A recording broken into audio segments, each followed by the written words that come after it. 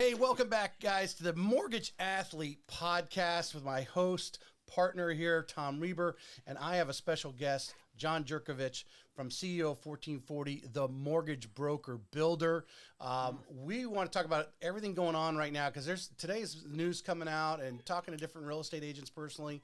There's some movement going on, and John speaks to brokers all over the country. Yep.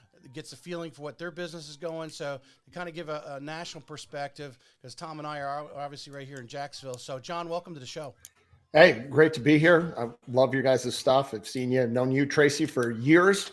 We'll definitely age ourselves, probably back to the era of pagers, but all is good. So I do have a good insight, though, of where struggles, just kind of what people are seeing across the entire country. It's very unique out there. Yeah. Are you seeing different pockets and so forth? Like for a while there, I thought we were in a little protected bubble here, and being in Northeast Florida, but Florida in general, there's a demand because people are moving here. But we're starting to see inventories rise, and not so quick with interest rates rising. Now we're at a 3-month high and so forth. It's kind of got people thinking. I think that we're seeing it a little bit, but I also believe that the media hurts us here. So you can go in and look, I've been saying for the last 12, 18 months that real estate's at its cheapest point it'll ever be. It's never going to be less expensive than it is today. Wow. So if people can just kind of wrap their arms around that, even with the high interest rate, I know that there's that cliche saying, right? You date the rate, you marry the house. But really there's some reality in that. I saw some stats the other day. Roughly, they expect 50 million people to come to our country over the next 5 years that are eligible to purchase homes. So 50 million, put that on top of, right? So the market is massive. There's not enough home builders out there. Land isn't getting any cheaper. Nope. The government's not going through and deregulating things, making it easier to develop stuff. So I only see this housing shortage continuing, and it's not going the other way. And you can put your head in the sand and pretend like it's going. There's going to be a crash, but I think we just saw, home values hit an all-time high based on the December data. And the person that bought 1 year ago is running around super smiley. And the person that's waiting for rates to drop, they're going to be hurting. It's only going to be more expensive. Wow. So that's my take on it. Buy now. John, great point. We feel some of the same pain here in the 904. I like to say, pay today, save tomorrow. Get the house. Don't wait. To your point, John, I think that's spot on. Get the house, survive the payment. We will see what happens in a year, maybe a year and a half. Maybe we get a chance to refinance you when we get that wave of potential refinance opportunities. But get the house, pay today, save tomorrow. Another thing that Tracy and I are seeing is divorce a spouse, choose the house. There's a lot of that happening, and I come up with this stuff sometimes. But at the end of the day, John, 100% agree with you. Money's not getting any cheaper anytime soon at this point. And the affordability, and we were laughing as I was coming to the show today. I talked to Tracy briefly. I said, if you're thinking you can have a house for $300,000 and turn around and sell it for $600,000, you're rich, you have $300,000.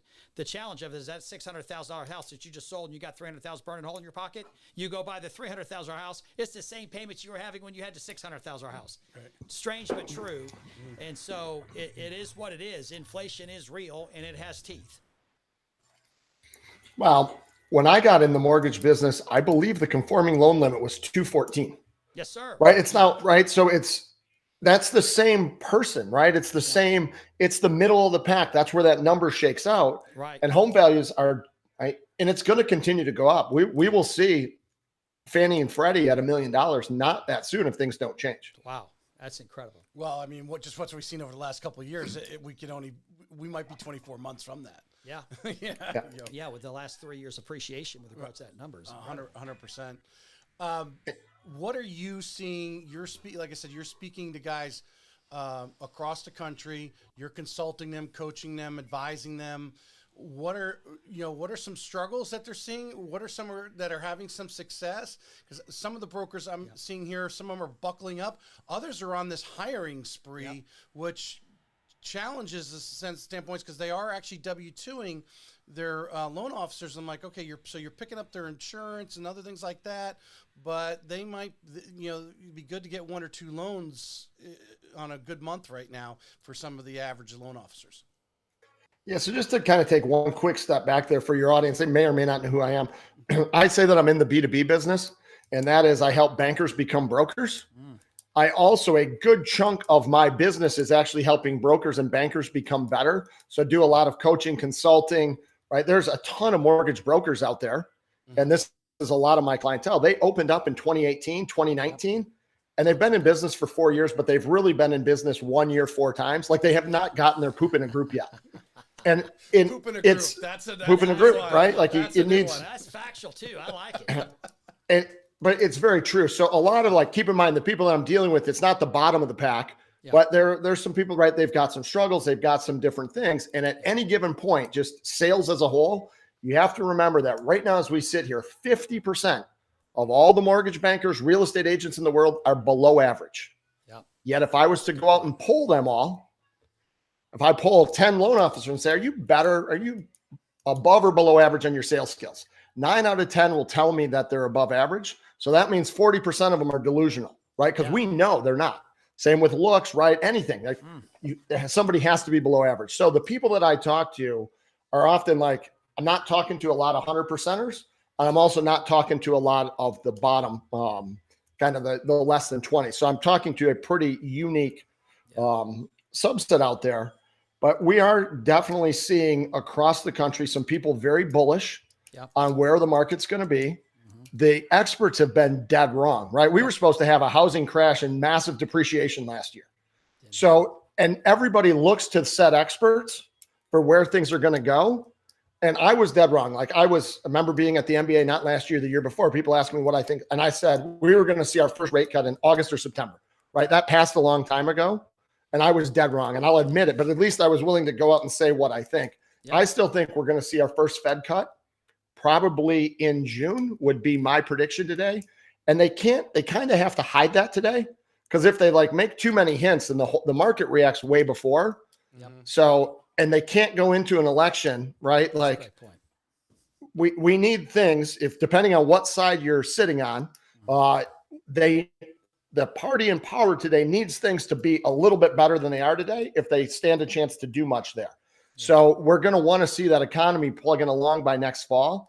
And that doesn't mean you cut rates in August or September for a November election. That means you got to get out ahead of this.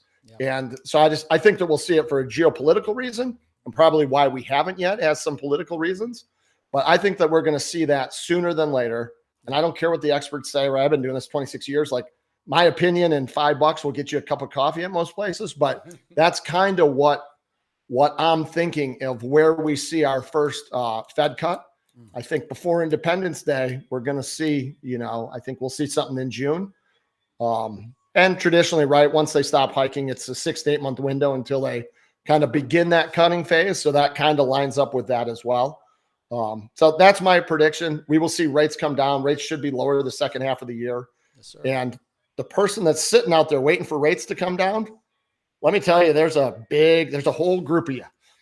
They're waiting for rates to come down, and they're all going to flood the market. And we're going to see, I think that you're going to see kind of a J curve in the home values at the end of the year.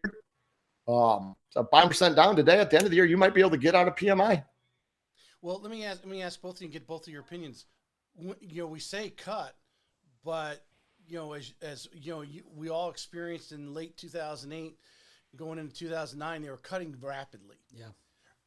Are people, should they be prepared for that kind of rate cut, or is this going to be very incremental and more of a PR stunt? In other words, do it very slowly. My belief is that they. Go ahead, John. Go ahead, Tom. I've been talking a lot. I can shut up over here. Broke with it, but I think they're going to slash pretty quick. I agree with John's vision. I think the June is the time frame. This inflation has been extremely pesky the last 30 to 45 days. We've got some really goofy data that's come out and kind of said we stalled out, which has caused this little whiplash in the market. And I think John's point of rates being what they are, home values are going to continue to go up. Our influence in value today has to meditate the market. If you want to be a phenomenal loan officer, you have to utilize the tools in a toolbox to help customers get where they need to be. And that's being able to be a 5-star mortgage athlete. You have to learn how to medicate to the need of money. Is it in the current house? Is it pulling money out of the current house to buy the next house? Is it renting the current house to buy the next house? You have to be a better player, provide the influence and value to your customer, both actual home and home seller and home buyer, along with a real estate agent partner, and then look at other sources of pieces there. But rates are going to drive it all. But as John said earlier, rates are rates. Rates are what they are. Buy the house now or play with the house now, because the appreciation is continuing to happen. It looks like it's going to be forecasted forward significantly. But rate cuts will be a big help. Hopefully they come in June, to John's point. You think? And there's also some things. Go ahead, John. Some things there that are a little bit like, I agree completely, right? A rate cut's like penicillin. It doesn't solve it today. Yeah. You gotta do the rate cut and go through the time and allow that medicine to work. Correct. And also the inflation data and those kind of things. A lot of it doesn't, there's things that are factored into there that you can't, it's outside of your control. Yep. Right? Everybody, I can tell you this, one of like, it was mentioned maybe before this about people hurting across the country. There are clients that closed 2 years ago on a 15-year fixed purchase. They could afford it. They were a 28/40 on their ratios. Right. Guess what their ratios are today if nothing else changed? Their property taxes went up a bunch. Boom. Homeowners insurance is way, like, I mean, astronomically more expensive. Yes, Their gas, groceries, all those things. That person is now running around at a 28. That front end still is no longer even 28. Yeah. Their front end now is 32 because their stuff went up, but they're now a 32 over 56. Yes. And there's a bunch of loan officers out there that aren't calling them because, they're not going to want to do a cash out. Yeah. No, they actually need to do a cash out because they also have 25 grand in credit card debt at 26%. Yes, sir. So there is a large chunk of the country that's hurting, and us loan officers are doing them a disservice by not calling about a cash out refi. So it's out there. The Fed cut can't come, quick enough. We need better interest rates. Yep. And there's, a variety of reasons why, right? I'm selfish. I'm in the mortgage space. But Expand a little bit on, and again, both of you, if you can make a comment, because part of the lowering of the rates was the Feds with the quantitative easing, the Feds buying the mortgage-backed securities. Do you see a move like that to drop the rates at a more rapid pace that you guys are predicting? Well, I think that they're always in there manipulating it, and it can never happen fast enough for them. Yep. So, I mean, if they were to come in and start buying up treasury, right, buying up things, I think that will always be. I don't know that QE ever goes away. It's now ingrained in our system. It's part of what they do. Yep. It's no longer a medicine. It's more just a drug you're on for the rest of your life. It's like a statin. Yeah, it's a statin. It's a lever. It can throttle up and throttle back with a little small adjustment. John, I think. Go ahead. Oh, you, Tom. I 100% agree. I think this is exactly why you needed to be on the show today, because what you just said a few minutes ago with regards to loan officers doing customers a disservice by not calling people is exactly right. What people's fears are exactly what we need. With every objection is an equal or greater opportunity to help medicate in a right way, recalibrate total cost benefit analysis, and recalibrate that customer to optimize going forward to survive today, whether it is their current house or the new house. That's why our stock as mortgage athletes is at an all-time high. If you want to be a great mortgage athlete, you're going to need to earn your fee for service. You're going to need to do the total cost benefit analysis to help customers survive and potentially thrive in the next house, because there's going to be the velocity of movement. There's going to be the velocity of money, and you need to do your job correctly and effectively to help customers understand the market's the market, and I'm going to help you navigate today's financial markets, no matter what they are. And John, that's a great point. And to your point, if you want to be great at your job, do your job right, correctly. Have fun with it, make great relationships, and dig in. Do we have any statistics right now? I haven't. I just thought of this when you guys were talking, because I imagine the home equity line of credit, some sort of second mortgage right now with that low first, is on demand. I don't know if I just throwing that out there, if we have any statistics on the applications for those right now. Johnny, what do you think? Well, I know that places like the Lone Star, right? There's places that offer these they're doing really well, Yep. right? 5-day close. Like there's a bunch of different options and places you can go to get that. Yep. Even if you don't do that at all, I can't tell you how many people you just make the right. So I consult people as far as what do they do to make these phone calls and what do you say and how do you add value to your close client beyond being a rate and fee? Yep. Calling them and just having them evaluate what their credit cards look like. Some people are blown away when you say, just check out your credit cards. They're blown away when they see that they're paying 27% Yep. on their credit card. They don't even know it. You can go and transfer that balance to 12. Like there's 1,000 things you can do, and most people do nothing. So your job as a loan officer is not a loan officer. It doesn't stop with the closing. That actually is just where it begins. That's right. And it's looking at a credit card. It's looking at all those areas of their life. And you need to stop looking at success being a closing and a 5-star review. Success is home ownership. It's a great home ownership journey with you over the next 20 years. I still have people call me from a loan I did in 99. I haven't written loans at a real scale for, I don't know. I won an award. I won a Gilbert from, back in 2003. Like, I think that's about the last time that most of my income was derived from writing loans, but yet I still have people call me all the time about writing loans. Yeah. So you build that relationship and you add value. If all you are is a rate and a fee, I feel bad for you because you're going to get beat up bad. Well, that's exactly right. You're no longer, you don't provide the stickiness. And I like to say, John, that I have a phrase, are you a maker or a taker? A lot of the loan officers that come through in the past 5 or 6 years were takers. They didn't know how to actually become a maker of a transaction. And now they're having to either learn the skills to become a maker of a transaction, or they're going to have to find another career. Because if you're not used to being a maker, it's a long, hard road as a taker. Because if you think just sign here, click here, it's going to get you a loan anymore, you're out. You have to be really, really effective at your job. And in doing that. I'd rather blame my marketing guy for bad leads. I'd rather blame the market. Yes. Right. I'd rather just come up with excuses than get better, because that getting better is a lot. It's hard. Yeah. Right. Making excuses is easy. Results are excuses. Well, John, I'm dealing with this right here. And I heard a podcast the other day that I shared with Tracy that just really hit me in the heart. And it was a podcast, and I can't remember who the fellow that put it out there, but said, this is what hard feels like. This is what hard feels like, because this is work.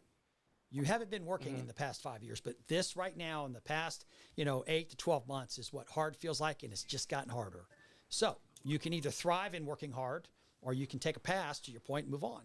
Well, I'll go back to my early years at Quicken, and from 2005 to 2008, where you did actually print off the credit report, because you actually had to get a pen and paper out and start scratching things off and adding things up and evaluating the other debts that they had, versus the last number of years. It was like they ran it. You imported their debts. Okay, debt ratio is great. Score it, sign here, here's your money, and go. Now you're having to go back to that time and saying, hey, we need to pay off these credit cards.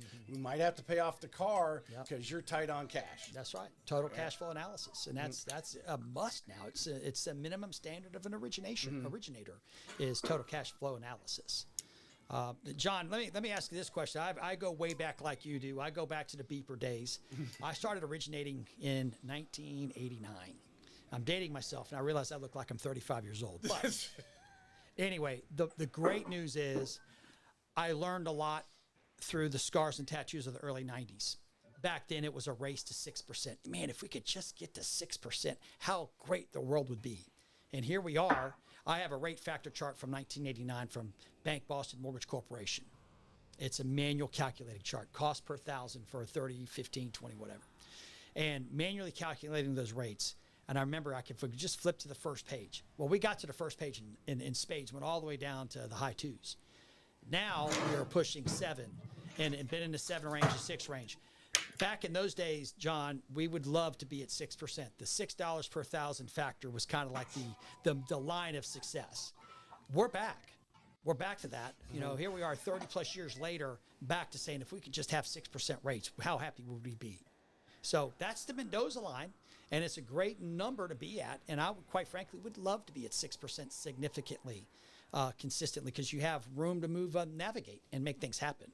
So here we are today, literally back to 1994 range in rates. Well, yeah, I was talking to an agent in Lank this morning on the podcast, and they were talking about, and he mentioned, 6.875 is the 25-year average. Yeah. You look back. Yeah. But now where we are, I think we have so many people that have had over a decade, 15 years of ultra low interest rates. So they're like, oh, well, I'll just hold my breath. It'll come back. But when we actually here, we're talking about, hey, June, they might start talking rate cuts. Yeah. We're not saying they're going to be 3% anytime soon. We'll be very, very lucky to get a 5 handle. I think John would agree on that. But, there's all kinds of forecasts. But, Johnny, I'll let you run with that. No, I think that there's a variety of things there, right? And one point just to touch on is, as you go back through your life, there were always these moments where if I just had this, this, and this, I'd be happy. Yep. Well, if you look back, you have this, this, and this that would have made you really happy 5 years ago. You have it today, and you're still not happy. So just understand that, right? Like, great point. Right, like this rate's not going to make you happy. It's the actions and doing all those things to get you on a path to success that will make you happy. The rate won't do it. Yep. But really where I see a major thing, I did a webinar training yesterday through my coaching platform on how push button get mortgage killed the sale of the mortgage, the art of sales in the mortgage world. Spot on. And I wrote an article about that too, is that you had this fintech revolution back, like the push button get mortgage came out as a Super Bowl ad. Yep. And then there was this whole sprint of how do I qualify a consumer by asking you and understanding the least amount of information with you and automating as much of it. Yep. And yesterday I used an example in there about a 55-year-old man with these certain criteria. I can qualify him with one thing, but the best program for him isn't qualifying means nothing. It's what is the best program for him? Right. It may or may not be a 15-year. And it's those second and third questions that you ask that uncover the best program. It's not whether or not I can qualify you. And we had a whole industry that got very rate centric. Yep. And it became about how do I qualify you? Qualifying is easy, right? Like I can qualify Tracy or anybody for I qualify this woman as your wife. Yep. That she qualifies. But it doesn't mean that you're going to be compatible or that's the best person for your wife. There's a lot of additional questions that need to be asked. Mm-hmm. So that's where the tech revolution lost all of that deep stuff. And if you go back, if you were selling in the 80s, I remember doing subprime stuff like true subprime, where you had to know it in your head. Mm-hmm. And you hand wrote, I did FHA streamlines on a handwritten form that you faxed in. So you had to understand the process. It wasn't just about qualifying somebody. Right. And most of the industry got a lot of false positives. Mm-hmm. Yeah, I can do $100 million in volume, but my conversation was 80 seconds with you. Yeah, your rate's 275. I'll cut your cost to $2,000 flat fee. I'm going to send you a link, fill it out. And then it was off to an assistant. And you didn't sell anything. You're an order taker. Whoa. And our industry, right there, people are feeling those pains. They're relearning how to sell. Yep. And some of the people that were the upper echelon 4 years ago, right? So 50% are below average. They were a top 10% LO in that market. They're a bottom 20. And they're out there boo-hoo in the world. It's because your sales skills are not very good. You're not that good at being a loan officer. You were a good order taker. Yep. Yes, sir. What is John, again, you're talking to brokers all over the country. They're hiring, they're cutting back, whatever they may be doing. What is your overall picture of the loan officer world as this year progresses on, as the demand to have a little more outside the box skills and doing the analysis as Tom talks about? Where do you see are we seeing a huge non-renewal of the licenses right now? What I'm seeing and my belief is that you're going to have more and more. There may be less loan officers potentially. But what I think you're going to see is there's going to be this movement towards kind of like what both of you guys are a testament to that, towards this digital first, right? Like you're out there curating clients over here. Yep. And I see the loan officer of the future. So let's say 2 years down the road, I believe over half of loans will close through a wholesale type channel. And you'll still have your independent banks, those kind of things. Like Cross Country Mortgage is going to do just fine. I worked at Cross Country. Ron's forward thinking, he's going to make sure that things are good. Yep. But there's a whole bunch of companies that aren't going to make it. There's a lot of independent mortgage bankers in the middle that just aren't going to make it. Right. And you're going to have, though, this group of bankers, let's call it the top 10%, where they're going to have portable personal brands. Their brand, Tom can take his brand. It doesn't, Cross Country Mortgage is where he chooses to work. It's not where he has to. Correct. He can take his podcast over to Guaranteed Rate. They'd be happy to have him. His loans will just start flowing. So they're going to have this portable personal brand. I see more and more individual loan officers maintaining their own database, running their own marketing. They've got their own systems in place for customer follow-up, high funnel stuff, bringing it down. That person is going to be isolated. They're going to create bulletproof businesses. Yeah, it will fluctuate up and down with the market, but it's not going to be where they're sitting around waiting like, boo-hoo is me, my company's not doing it. Right. And you'll just move from one place to the other. And I believe interview questions in 2 or 3 years will be asking you as you come to interview, what's your following like? How many people do you have on your Instagram? How many leads are you generating on your own? That's going to be an interview question. It's not how many years have you been doing this? What's your NMLS number? It's going to be what value do you bring as a loan officer to my company to help us together grow? I'll provide you the tools, but I can't do it all for you. And it's been a do it all for you for years. That's right. Tom, step on that. I know you've been talking to a lot of people. And Well, I mean, John's hitting a great nerve, and that is a spot-on analysis. I think the components of what a loan officer looks like in 2 years is going to be 100% different. I love the fact that he's talking about what you're following. You know, here I am, an old dog. I've been doing this for a long time, and I've evolved my game more in the past 3 years. COVID let the genie out of the bottle. We all know that. We all of a sudden, you know, as I've always said, and you've heard me say this many times on the podcast, people, process, technology, and that order equals synergy. But the people who then learn how to ride the wave, surf the wave, with process and technology enhancing their abilities should maximize and optimize their business based on those things. So, proper interview. What's your name? What's your sign? Where you from? Income, asset, credit brings collateral. But I've got to interview you so I know the right components of the medication I'm going to give you from a suggestion part to provide the influence and value. And also to John's point, what's your following? Today, you know, I do a business partner and influencer update. I didn't do one of those 3 years ago. Now I'm sending it out to, now I'm starting to expand it, Tracy. I'm sending it out to attorneys. I'm sending it out to the people I never thought I'd send it out to. And guess what? I'm finding they're interested in it. They're interested in it as much as my referral sources are interested in it. So I think that's a great question. What is your following? And Tracy, obviously what you're doing to evolve your game has been very impressive. John, you've been on the leading edge of this stuff for years, and what you're doing with the brokers, the bankers to help them evolve their games is invaluable.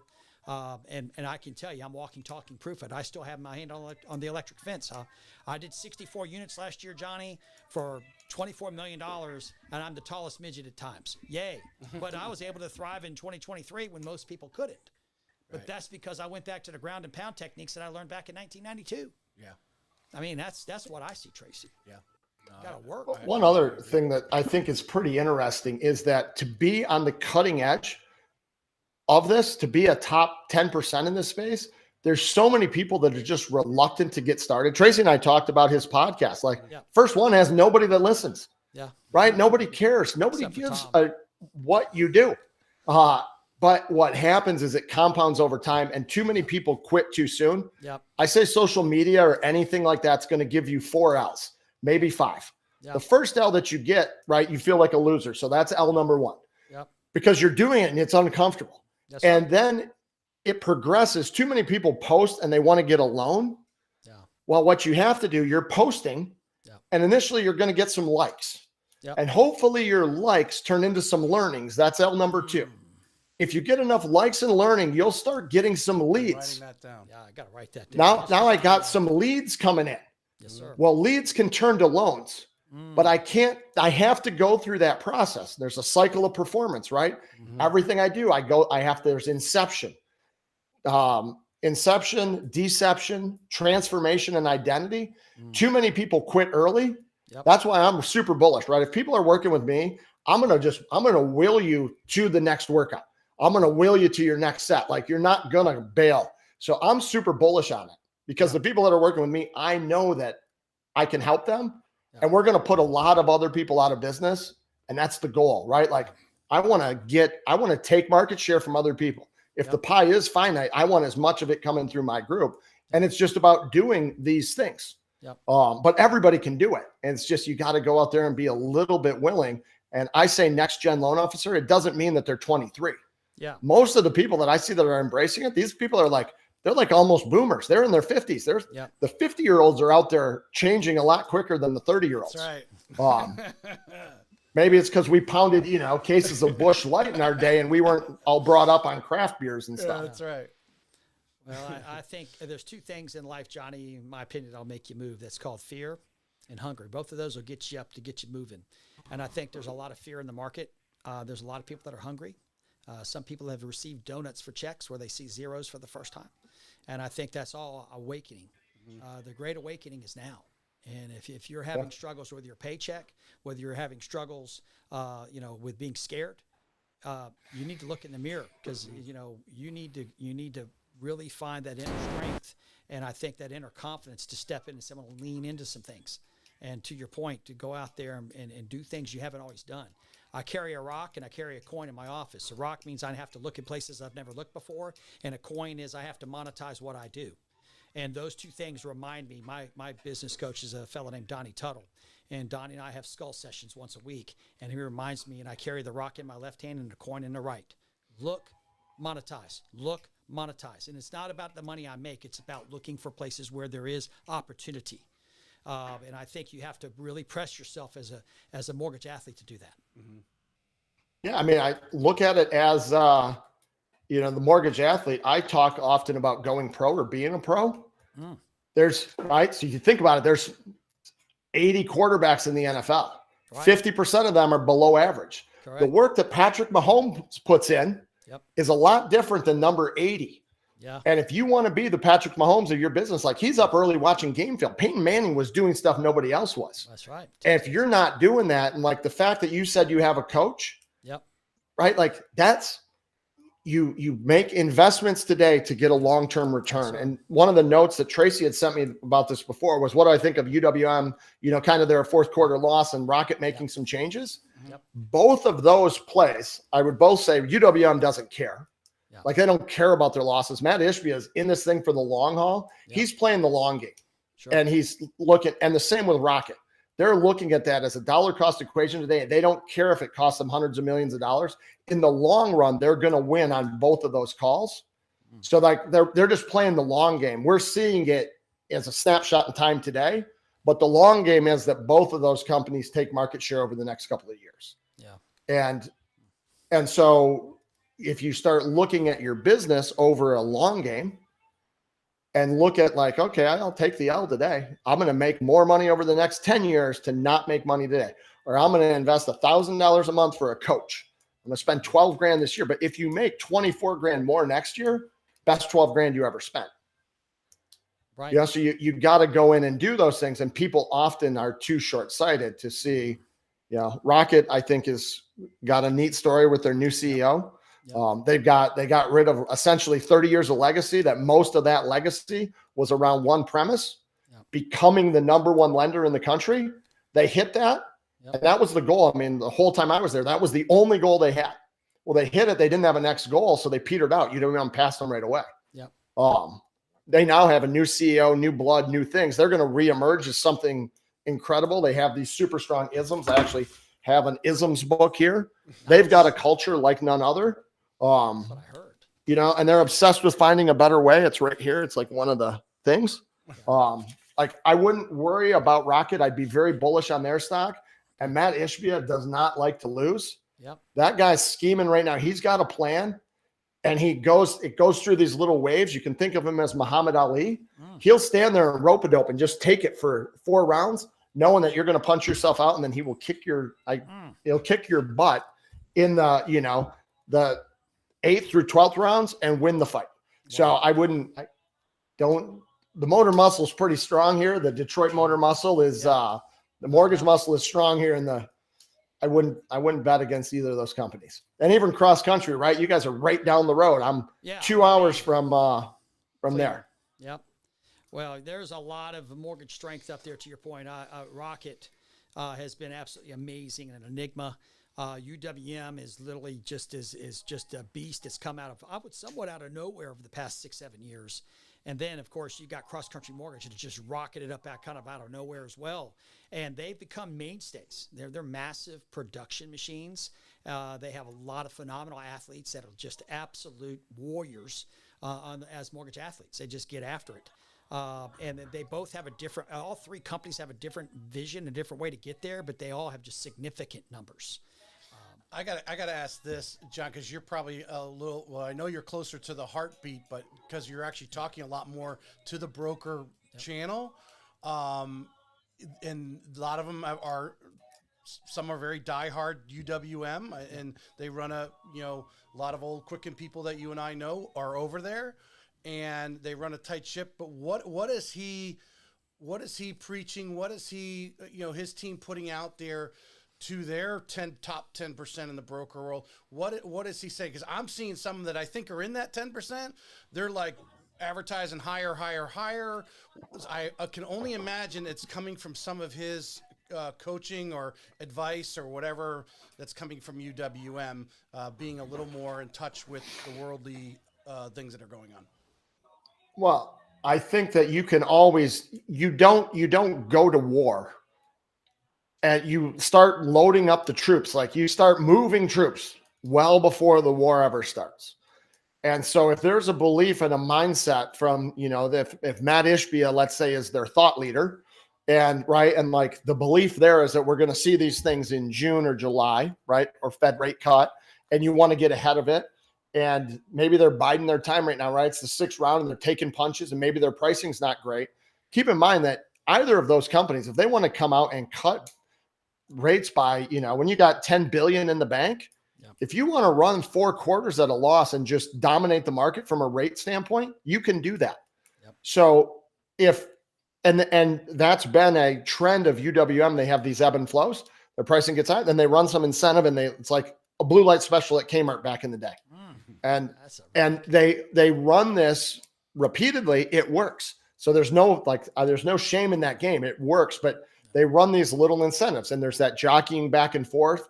And what's happening today, I think, at the TPO level for UWM and for Rocket or some of the fairways that went out of business, is that you have all these small wholesalers that today have bandwidth.